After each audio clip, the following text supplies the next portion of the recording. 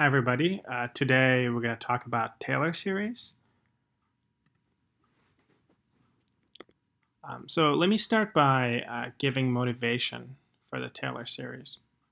So in differential calculus, we learned about tangent lines, and one of the reasons why they were useful is that the tangent line gives an approximation for a function near that point. Because if you draw a tangent line to a graph of a function, that's a pretty good approximation of the function near the point of tangency. So for example, if you have a function y equals to f of x, and you take a point with coordinate x equals to a, then we have the so-called linear approximation of the function f of x near this point, x equals to a, which is given by the right-hand side of this equation. So you have f of a, the value of the function, plus the derivative of the function at the point a times this linear factor x minus a. So it's called a linear approximation because what you see here on the right-hand side is a linear polynomial. It's a polynomial of degree 1. Now, let's try to justify why this quantity here on the right-hand side should be an approximation of the original function f of x. Well, what we claim is that the right-hand side, in fact, is the graph of the tangent line. As we know, y equals to mx plus b is the equation of a line, so this is definitely the equation of a line, and I claim that it's in fact the equation of a tangent line. So this is because the equation of a tangent line is given by using this point slope form, y minus f of a equals to m times x minus a, where m is the slope of the tangent line, and we know that the slope of a tangent line is just a derivative of the function at the point a. Now, if you take the equation here and rewrite it using m equals to f prime of a, we get that y minus f of a is equal to f prime of a times x minus a. After you rearrange this equation, you can put f of a to the other side, and you get that y equals to f of a plus f prime of a times x minus a is indeed the equation of the tangent line to the graph at the point a comma f of a. So this justifies why this should be the linear approximation for the function. Okay, but linear approximation is pretty good, but it's too simple because it's just a line. What if you want to approximate the function better, maybe by adding a quadratic term? So if you want to get a more precise approximation of the function near the point x equals to a, one idea is to add a quadratic term. And it turns out that the right quadratic polynomial that approximates the function near the point is the following. So you start with, again, the value of the function at the point. Then you have this linear part, just like here.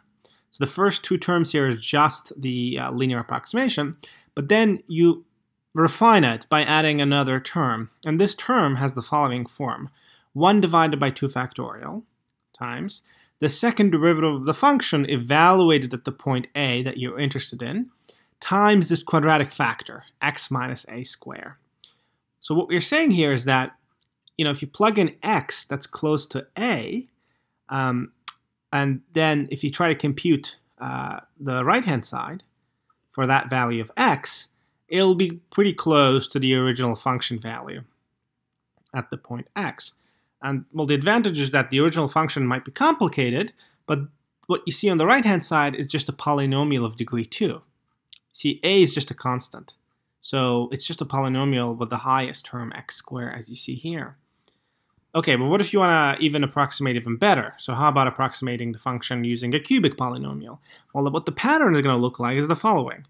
So the right polynomial that approximates the function with degree 3 is what you see here in the first 3 terms is what we saw earlier with the quadratic term, quadratic polynomial, and then you add one more term. And this one more term is the cubic term, and it has a very interesting coefficient. It's 1 over 3 factorial times the third derivative of the function evaluated at the point a times x minus a cubed. So the reason I'm showing this step by step is to kind of get a pattern in our head going. So hopefully we can now guess what the other terms of the approximation should look like. So the next one should be plus 1 over 4 factorial times the fourth derivative of the function evaluated at a times x minus a to the power of 4. And that would be even a better approximation. So what if we keep going? We just keep going and forever. Well, then we're not going to get a polynomial anymore. We're going to get a power series because I'm going to have infinitely many powers of x. And that's the definition of a Taylor series. The Taylor series for a given function, f of x, centered at the point x equals to a, is exactly the following power series. It's called a power series because it's an infinite series with powers of x in them. It's no longer a polynomial because I haven't cut it off anywhere. It just keeps going forever. And so this is a formula you will have to memorize, though I will show you the motivation for it. Why are these coefficients popping up? But so the point is that this is supposed to approximate the function perfectly if you go forever, because it's like quadratic, then cubic, then the 4th degree approximation, the 5th degree approximation. So this is supposed to be a model of the function using powers of x. So we can write this more compactly as follows, using the sigma notation. So you have the nth derivative of the function. This notation means the nth derivative of the function, because I don't want to keep writing primes. I mean, after 3 primes already, it's going to be pretty, I don't know, it's going to be a lot of burden to write 4 primes and 5 primes. So we just write f to the power of, in parentheses, n to mean the nth derivative of the function. So you have the nth derivative of the function, f, that we started with. You evaluate it at the point a. This is a fixed point that we're interested in. And then you divide by n factorial. Then you multiply that with x minus a to the power of n. So this is the Taylor series for the function f at the centered at the point x equals to a. So what the hope is that the Taylor series will actually perfectly approximate the function at the given point, near the point at least x equals to a. So notice that, like, if you look at the Taylor series, if you plug in x equals to a, it will definitely equal to f of a, because if you plug in x equals to a, all these terms are gone, here, here, here, here, and then you just get f of a. Well, that's exactly what we wanted. At x equals to a, this series is exactly the function, the function's value at a. But we want something more. We want this series. The ideal situation is that this series here, which is an infinite series, actually converges to the function value f of x for all x at least near the point x equals to a. X equals to a. So, this is actually a kind of a subtle problem. So you can use various tests, such as ratio test, to determine if the Taylor series converges. However, it's a more subtle problem to prove that if the Taylor series converges, that in fact it converges to f of x. And so this is some infinite series, right? But why should it, if it converges, which we can prove oftentimes using the ratio test, why should it converge to the original function value f of x? So there are ways to prove this, but this won't be addressed in this course. So just for now, let's assume that the Taylor series above actually converges to the function value f of x. In this problem, in this above sum, I should note that there's an issue with the 0 factorial, and we must interpret 0 factorial as being equal to 1. That's because if you look at the zeros term, that should just be f of a. So if n is 0, well, this part is gone because x minus a to the power of 0 is just 1. Here you have the zeroth derivative of the function, which is just the function value itself. So that's just f of a. So here you're dividing by 0 factorial, and 0 factorial should be 1 for it to give you f of a. And there are other reasons why 0 factorial should be 1. I mean, if you're interested, you can just Google, or you can find videos on YouTube that are just dedicated to explaining why the right thing to do for 0 factorial is actually to set equal to 1 and not 0. Okay, so, but I do want to give a little bit more justification behind this series. I mean, I just gave you a formula. I said, look, this formula here, this series, If it converges, it's going to be nice, and it's going to converge to the function f of x. But why this formula? That's the question. Where the factorials are coming from, where the derivatives are coming from, right? So if somebody is just like throwing this at you, you should be skeptical. Why we're picking this particular format for the Taylor series? Remember, Taylor series is supposed to approximate the function f of x. The whole point is that the function, if you give me a function f of x, I mean, I have no idea what it is. It's complicated. It could be complicated, and it might be hard to work with it directly. In contrast, the Taylor series is much nicer, because if you think about these are just numbers. What you see here is just the numbers. And what you see here is just the power of x. So power series is just infinitely long polynomials. That's how you should think of it. Just think of this thing. Think of the Taylor series as being infinitely long polynomial. So what we're saying here is quite striking. We're saying that the function, whatever the function is, could be complicated, but we hope to get an approximation, a perfect approximation of the function by infinitely long polynomial. This is striking because polynomials are very special. They're just building blocks of number systems. I mean, what is a polynomial? It's adding and multiplying things.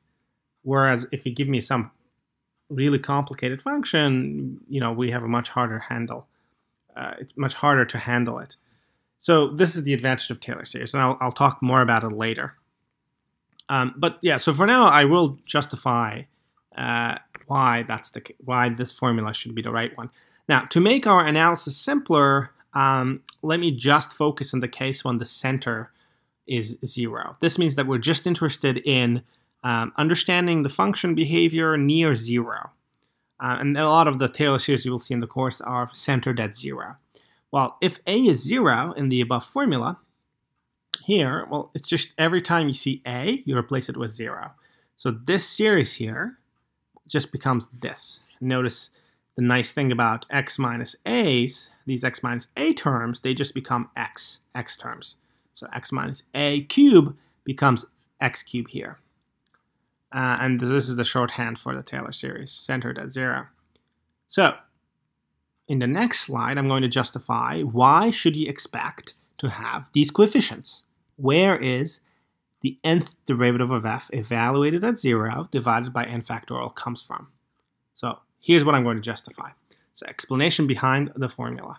So let's suppose that we want to find, we want our function, right, to be represented by a power series centered at 0. This means that I would like to represent my function as a convergent series, as a convergent power series, like so. So what we're going to do is we're just assuming that f of x is of this form, and then we're going to solve for the coefficients, a0, a1, a2, a3, a4.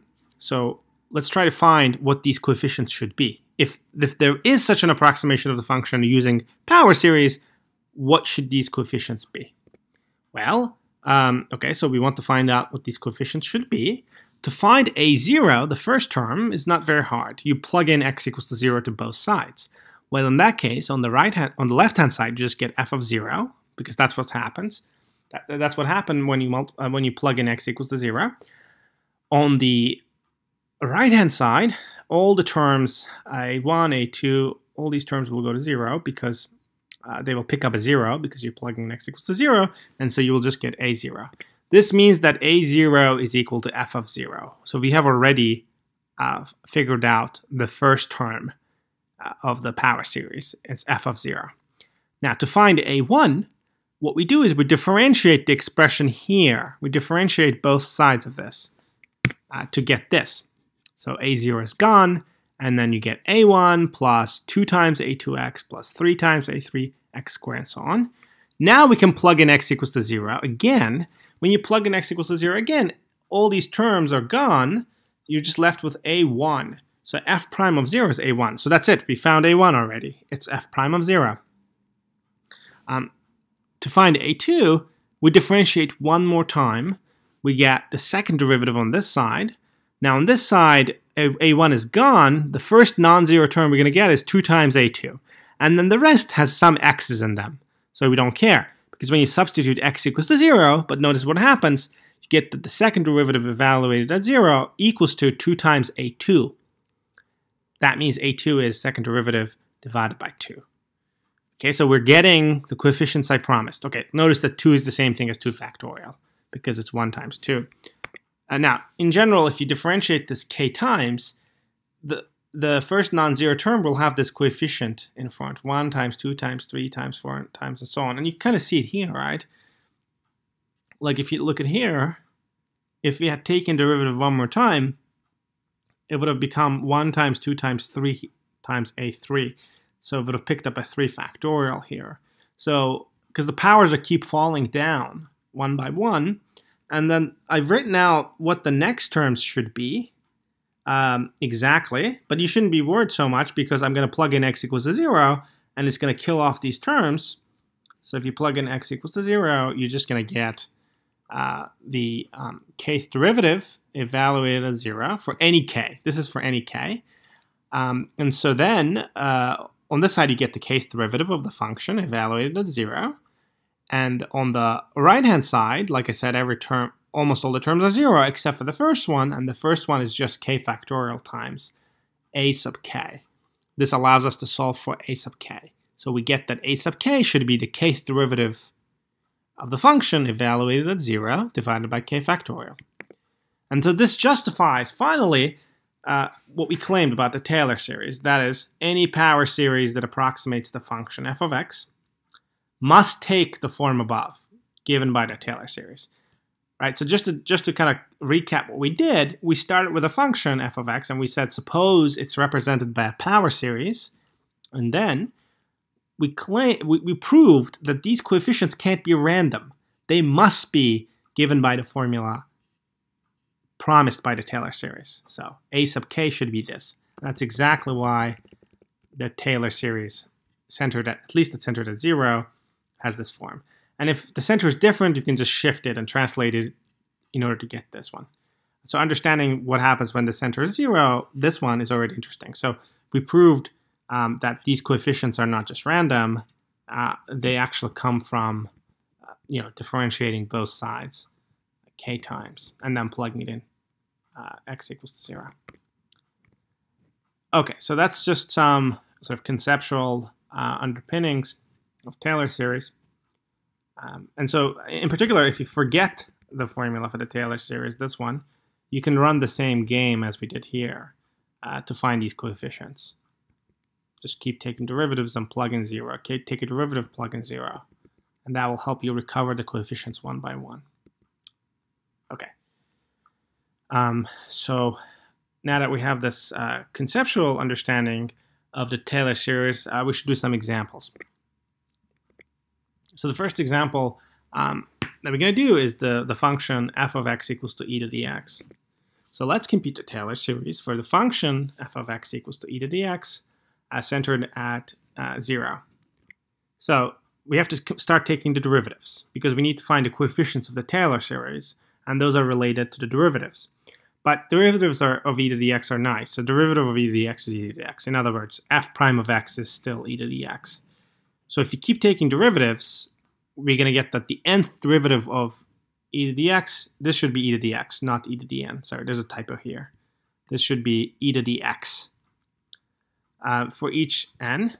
And so to find the coefficient of the Taylor series, we just use the formula. The nth term is given by this formula, so you plug in 0 into the nth derivative. So nth derivative is e to the x. If you plug in 0, you get e to the 0 divided by n factorial, and this is 1 divided by n factorial.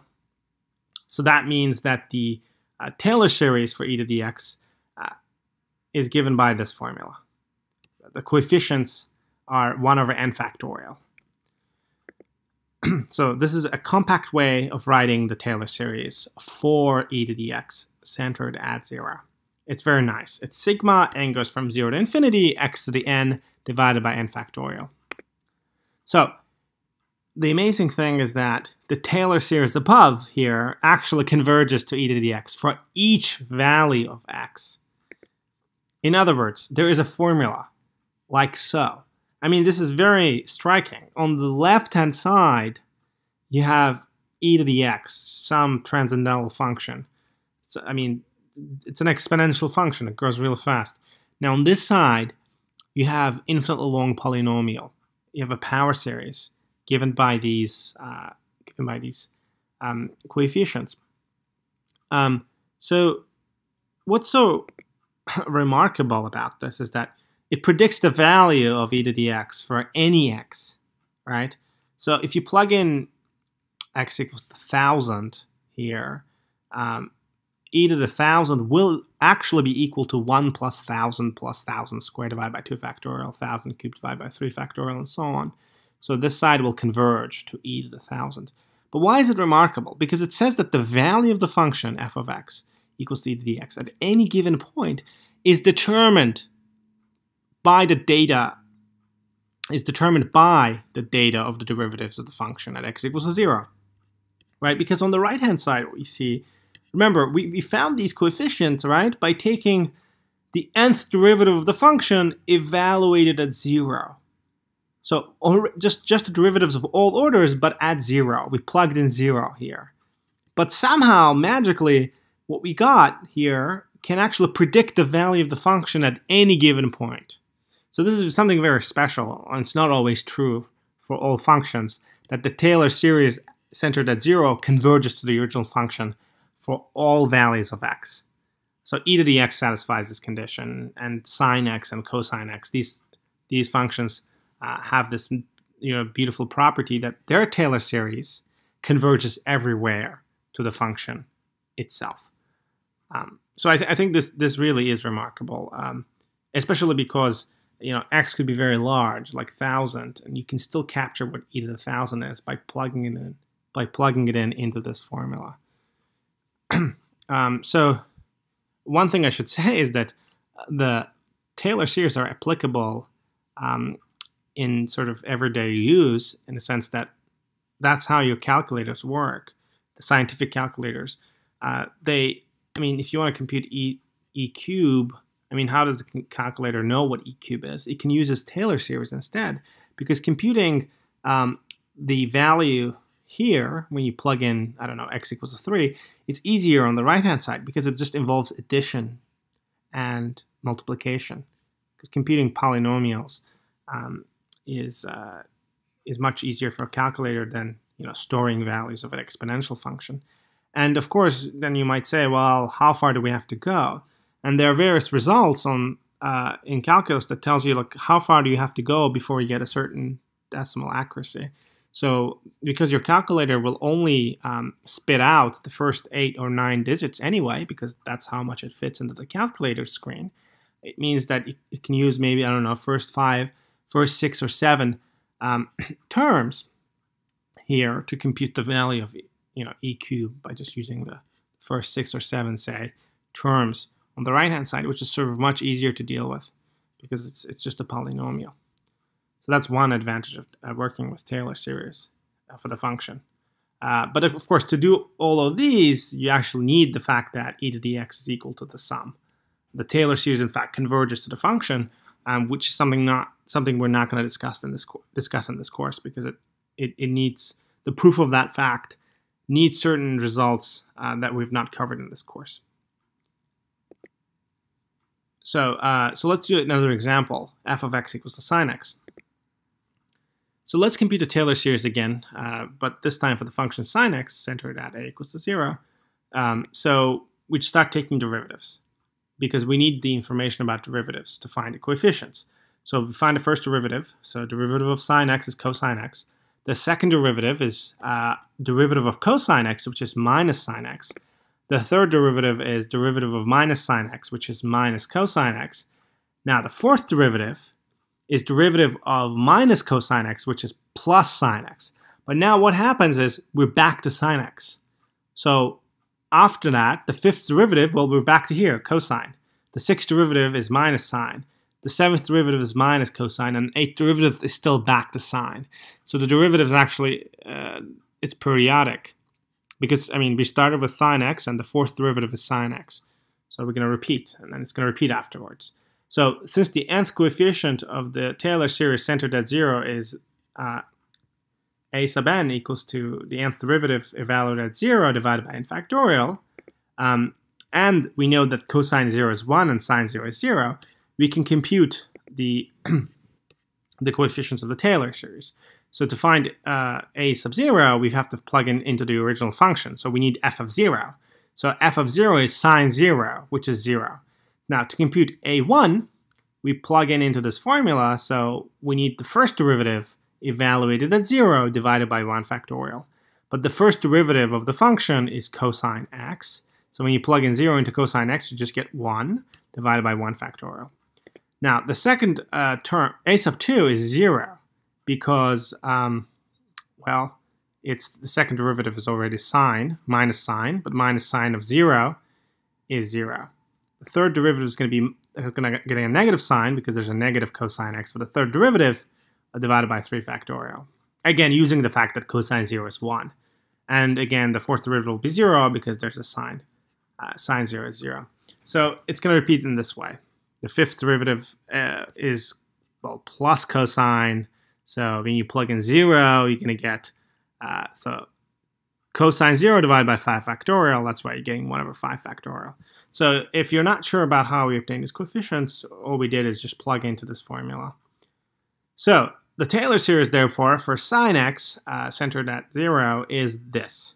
So it's the alternating, we can write it in a sigma notation like this. It's the alternating kind of terms with only odd powers of x involved. Now, this should be this should make sense because sine x is an odd function, so you expect that the Taylor series will only involve odd powers of x because we know that odd degree polynomials are odd functions, right? So that's why you expect to get only odd terms here. So there are, coefficient of x squared is basically 0. That's why we don't see it here. So make sure you understand why this sigma notation precisely represents this series here. So again, it turns out that the Taylor series above converges to sine x for each value of x. So sine x is actually literally equal to this series. So if you plug in any favorite value of x here, like, I don't know, what do we know about sine? So sine pi over 2 we know is 1. So if you plug in x equals to pi over 2, well, we know that this side is 1. So this side should also be 1, which means if you plug in x equals to pi over 2 on the right-hand side, so you do like pi over 2 minus pi over 2 cubed divided by 3 factorial plus pi over 2 to the power 5 divided by 5 factorial minus pi over 2 to the power 7 divided by 7 factorial and so on, that will be 1. And that's kind of amazing, I think. Because sine is some complicated function, trigonometric function, but on this side we have a power series. So basically, like I said, an infinitely long polynomial. So what about cosine x? Well, so for cosine x, I'm calling it g of x. So g of x is cosine x for us in this slide, and we want to compute its Taylor series. So you can compute it in the same strategy as we did for the other function, f of x equals to sine x, by just taking the derivatives of cosine x. And you're going to see it's still, again, periodic.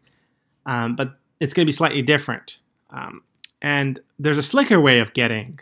So you can do this at home if you want, as extra practice. But there's a slicker way of obtaining the Taylor series for cosine of x. And this uses the fact that the derivative of sine x is cosine x. So the key fact, which is not going to be proved here, is that you can differentiate and integrate Taylor series term by term. In other words, given that we already proved that sine x has the following Taylor series expansion, we can actually differentiate both sides to get, well, to get cosine x on this side. And we just have to differentiate the right-hand side. So like I said, it's a fact that we can differentiate it term by term, just like we do for polynomials. And so we just, take derivatives. So derivative of x is 1. Derivative of x cubed divided by 3 factorial is 3x squared divided by 3 factorial plus derivative of x factorial divided by 5 factorial is 5 times x to the 4 divided by 5 factorial and so on. Now there's some cancellation happening here, and you end up getting this. So this is just an exercise to see how factorials work like 5 factorial divided by 5 divided by 5 factorial is the same thing as 1 over 4 factorial. You can check that because 5 cancels. What you get is just a product of the numbers from 1 to 4. Okay, so in other words, cosine of x is given by the following Taylor series.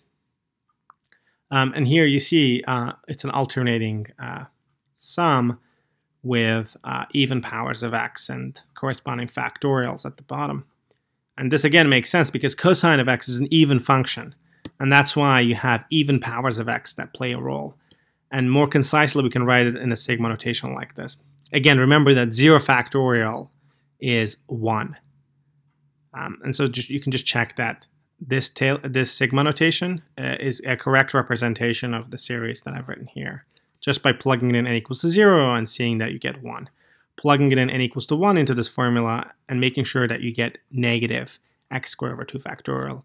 And then making sure that when you plug in n equals to 2 on this side, you get plus x to the 4 divided by 4 factorial and so on. So here's a nice connection between Taylor series and geometric series. So we know that if you have a common ratio r for a geometric series, then we have the following formula. 1 plus r squared plus r cubed plus r to the 4th plus ... forever is actually given by 1 divided by 1 minus r. So in general, the formula is a divided by 1 minus r, where a is the first term. But the first term here is just 1. So it's 1 divided by 1 minus r. Now this formula is only valid if r is less than 1 in absolute value. If r is bigger than 1, then this formula doesn't work. Because if r is bigger than 1, like this series here on the left doesn't actually converge, it diverges. So we really have to restrict our attention to the case when the common ratio in absolute value is less than 1. In that range, this formula is correct for any fixed value of r. Which means that we can actually view r as a variable, x.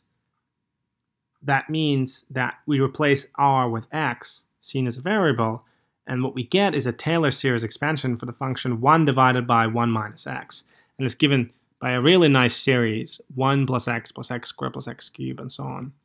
Now this is given in a sigma notation by a sum n goes from 0 to infinity of x to the n, which is valid for every x, which kind of converges for every x, such that absolute value of x is less than 1. Now here's a trick you can do. You can take this expression here, right here, and replace every occurrence of x with minus x. And then what you're going to get is the following. So every time I see x here, I'm going to replace it with minus x. So I see 1 here, I write 1. I see x, I write minus x. I see x squared, I replace x with minus x. And then I square it. Okay, so that simplifies to the following. We get the Taylor series for the function 1 divided by 1 plus x. And then here we see that all the odd powers of x gets a negative sign.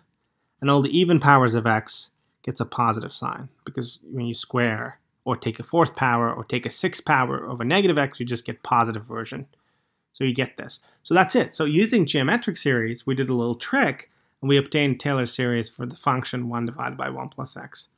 And this one should converge as long as, x in absolute value, in this case, minus x in absolute value, which is the same thing as x in absolute value, is less than 1.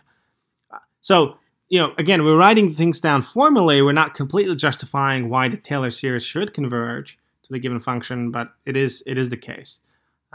So one thing just to remember is that this geometric series converges to 1 divided by 1 minus x whenever x is less than 1. Notice that if x is 1, this doesn't even make sense. You're doing 1 divided by 1 minus 1. So 1 divided by 0, which is nonsense. So you have to be careful, which values of x you're plugging it in. But for now, I just want to make sure that students are comfortable with these formal manipulations. By that I mean just by taking a formula like so, and by replacing x by some other expression, like such as negative x. Okay, so I'm going to do another example soon. Yeah, so and another way of writing this sum is using sigma notation is as follows. So more tricks with manipulating Taylor series. So using the result obtained from a previous slide, which was this, we can integrate both sides. We integrate both sides, okay? So if you take the integral of 1 divided by 1 plus x, you're just going to get ln 1 plus x. Okay, there should be ln absolute values, but I'm just going to be concerned with the value of x bigger than -1, so that 1 plus x is actually positive. So I don't have to put the absolute values here. And then you just have to integrate term by term on this side. So integral of 1 is x, and antiderivative of 1 is x. Antiderivative of minus x is minus x squared over 2. Antiderivative of x squared is plus x cubed over 3, and so on. So you all know how to integrate terms here. And I can also write this in the sigma notation, like so. Now here you see I started 1. I started 1 because I want the first term to be x to the power of 1. And then I do, so you can just check that this sigma notation is the correct one for this series. Now, here's another trick. So you can replace x with x squared in the formula here. So every time I see x here, I'm going to replace it with x squared. That's why on the left-hand side, instead of having 1 divided by 1 plus x, I have 1 divided by 1 plus x squared. Now, on the right-hand side, I'm replacing occurrences of x with x squared. So x becomes x squared, x squared becomes x to the 4th, x cubed becomes x to the 6th, and so on. Okay, so why did I do that? Now, I'm going to integrate both sides. Okay, so this is a sigma notation for this. So now I'm going to integrate both sides. Well, if I integrate 1 divided by 1 plus x squared, I get arctan of x. And on this side, well, I just do the integral. So, antiderivative of 1 is x, antiderivative of minus x squared is minus x cubed over 3. Antiderivative of x to the 4th is x to the 5 divided by 5, and so on. I do term by term, which you can also write it in a sigma notation as follows. So you see, this only involves odd powers of x here, so that's why there's a 2n plus 1 here. I am starting at n equals to 0 here, because when n is 0, you do get x here. You get negative 1 to the power of 0 times x to the power of 2 times 0 plus 1, divided by 2 times 0 plus 1, that gives you x.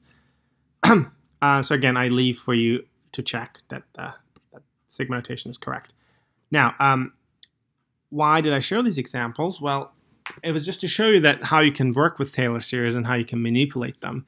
Sort of given a Taylor series like so, you can integrate to get a Taylor series for a function that you're interested in.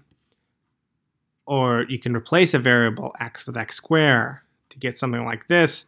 That gives you a Taylor series for 1 divided by 1 plus x squared, and then you can do tricks like integrate both sides. And that that gives for free the Taylor series for arctan of x. Like if you were to compute the Taylor series of arctan of x using the definition, well, it would be tricky because you would have to compute the nth derivative of arctan and then evaluate it at 0, and then divided by n factorial. It could be done. It could be done. And there will be some examples where you will have to use the definition of Taylor series.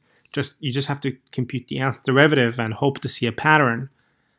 But somehow I feel like knowing these little tricks can also help you to get around using the definition. So for knowing both the definition and how to compute the Taylor series from the definition like we did for e to the x of sine x is important, but also knowing how to manipulate the known Taylor series is just as important. So I want to end the lecture by giving an application of Taylor series. And this is to compute hard definite integrals. Now, what do I mean? So suppose we're interested in computing the following definite integral. So this is integral from 0 to 1, e to the minus x squared dx. So geometrically, as we have learned, this means we're computing the area under the curve given by the graph of the function e to the minus x squared from x equals to 0 to x equals to 1. Well, this should be some positive number because it's area under the curve for this function. And how do we do it? Well, we might be tempted to use the fundamental theorem of calculus because that's all we've been using to compute definite integrals. But this would involve computing the antiderivative of the function, e to the minus x squared. If you try to use substitution, integration by parts, whatever method you've learned so far in the course, you won't be able to do it. you simply won't be able to compute the antiderivative of this function.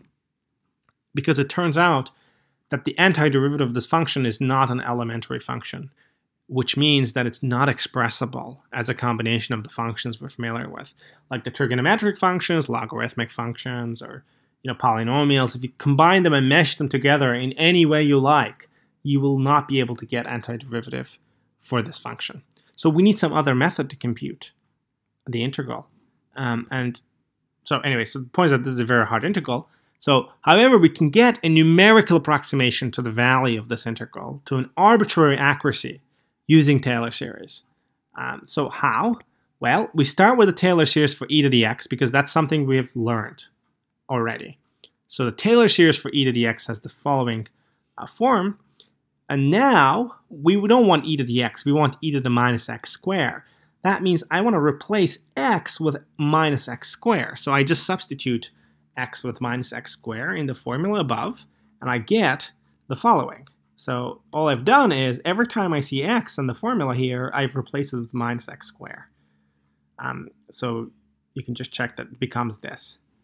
And then you can simplify it, right? So this just becomes 1 minus x squared, but then because you're squaring here, it becomes a plus, and then the factorials remain the same, but the powers just get even powers of x. So this is x to the 4th, this is x to the 6th, this becomes x to the 8th, this becomes x to the 10, and so on. So make sure that you understand the simplification step. So, okay, so we have gotten a Taylor series for the function that we're supposed to integrate. So now that we have the Taylor series expansion, we can just integrate the function term by term. Okay, so this is the thing that we're interested in. This is the original integral that we were given. And then we have used the Taylor series instead. So that means we just have to integrate this function. But integrating a power series is much easier because it's basically integrating a polynomial. We all know how to take the antiderivative of 1. Well, that's just x. We all know how to take the antiderivative of x squared. That's minus x cubed over 3. We all know how to take the antiderivative of x to the 4th divided by 2 factorial. It's just x to the 5 divided by 5. But then there's also a 2 factorial lurking around, so I have to put this in here. So antiderivative of minus x to the 6th divided by 3 factorial is, well, 3 factorial remains, and then you do x to the 7 divided by 7, and that's this. And x to the 8 becomes x to the 9 divided by 9, and there's also a 4 factorial lurking here. Antiderivative of x to the 10 is x to the 11 divided by 11. Also, there's a 5 factorial lurking here. Now, I just use the fundamental theorem of calculus. I plug in 0 and 1. If I plug in the lower bound 0, every term is gone, so I just have to plug in the top bound 1. So we obtain that the definite integral for the function we were interested in is simply this expression here. It's given by a series. You just have to plug in 1 for x. You just get this. So that's it. We actually obtained the answer to our question, well, in the form of a series. But we can use finitely many terms above from the series to obtain an approximation for the integral to an arbitrary degree of accuracy. If you use more and more terms from this series, then we get a better and better approximation. We are not going to be able to get an exact value, but if you want to get a value that's correct up to 100 digits, you just have to use many, many terms here, you will get it. So in fact, if you use the first 6 terms here, 1, 2, 3, 4, 5, 1, 2, 3, 4, 5, 6, then it turns out that it already gives an approximation to the integral that's correct up to 4 digits. It's not so bad. And if you use more and more terms, it becomes more and more accurate much more quickly. And that ends the lecture for the first part of the Taylor series.